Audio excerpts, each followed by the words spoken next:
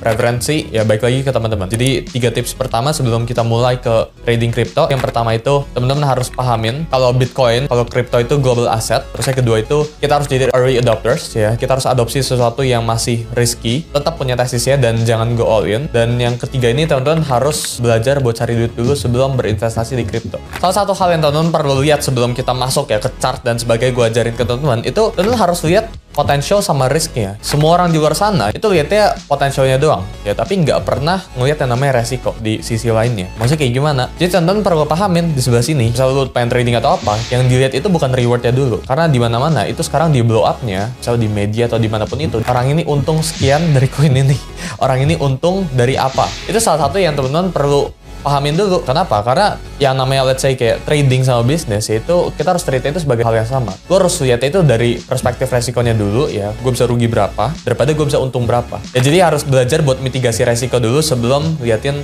rewardnya. Trading itu sangat familiar dengan namanya judi. Jadi semua orang tuh nganggep kalau trading itu judi. Tapi apakah itu benar? Ada benernya sih. Kenapa? Karena semua hal yang pendekatan itu nggak baik itu bisa jadi judi juga ya. Misal gue punya dadu sekarang ya. Dadu itu bisa gue judiin loh. Ya jadi ini pedang bermata dua. Cuma di sini gue jelasin gimana caranya approach ini bukan sebagai alat buat judi. Karena teman-teman lihat ya, kayak hedge fund terbesar atau nggak fund terbesar ya, kayak misalnya BlackRock, Vanguard. Misalnya lu cek lah itu semua, apakah artinya mereka sedang berjudi? Kan enggak. Mungkin bisa dibilang ada orang yang trading crypto itu judi, bisa kayak gitu kalau approach-nya nggak baik dan lu ngasal tradingnya, lu nggak mitigasi resikonya, lu nggak manajemen resiko lu, ya ini jadi judi hasilnya. Cuma kalau lu punya pendekatan yang baik, maka ya trading crypto ini bukan judi.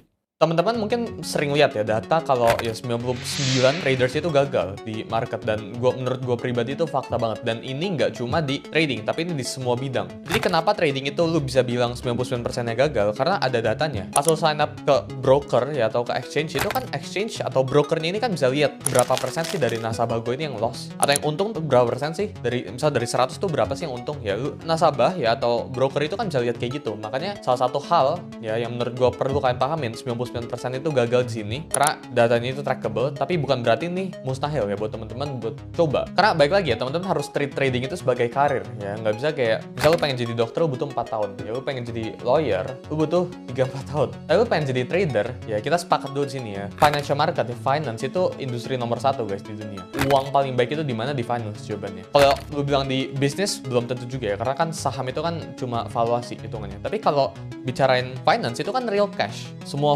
fund besar itu kan punya cash yang bisa di cash out sekarang juga. Jadi finance itu industri nomor 1. Lu pengen berkompetisi di industri nomor 1, lu pengen trading tanda kutip ngerampok duit dari industri nomor 1, cuma lu 3-4 bulan udah nyerah, itu kan aneh banget. Jadi gua rasa pola pikirnya itu perlu dibenerin. Kalau bukan judi jangan gampang nyerah, karena ini karir industri nomor 1. Lu nggak bisa expect ini buat gampang. Kalau lu pengen jadi dokter lu butuh 4 tahun, masa lu trading 3 bulan 4 bulan udah stop gitu. Kan itu aneh ya. Langsung aja gue masuk ke screen gue sebelah sini. Jadi mungkin teman-teman udah ada yang ngerti beberapa tentang trading ya, tapi gue yakin kalau kalian nonton ini sampai habis pasti kalian belajar sesuatu. Jadi mau se-advance apapun ya, karena gue bakal share beberapa ilmu yang gue dapat dari TTL gue. Jadi gue punya sertifikasi langsung dari pemerintah, yaitu gue dapetnya 2 tahun yang lalu. Kalian bisa buka ya yang namanya TradingView ya. Jadi TradingView ini apa? Ini charting software. Charting software itu ada banyak. Kayak di belakang gue sini ini Bloomberg ya. Ini Bloomberg, ini ada Bloomberg charting software ya, atau nggak lo pakai investing.com. Ada baik banget sebenarnya opsinya. Cuma sini in this case ya, yang kita bakal pakai yang paling sering orang pakai, yaitu TradingView. Jadi di atas ini ya, ini pertama kalian buka ya, ini gambarnya kayak gini. Teman-teman perlu sign up dulu di pojok kanan atas sebelah sini. Jadi gue bakal sign up, dan ya ini ya yang getting started sebelah sini ya. Jadi di sini ada opsinya ya, kayak lu pengen sign up lewat Google dan sebagainya ya. Gue rasa ini kalian pasti bisa apply sendiri ya. Jadi tinggal sign up aja.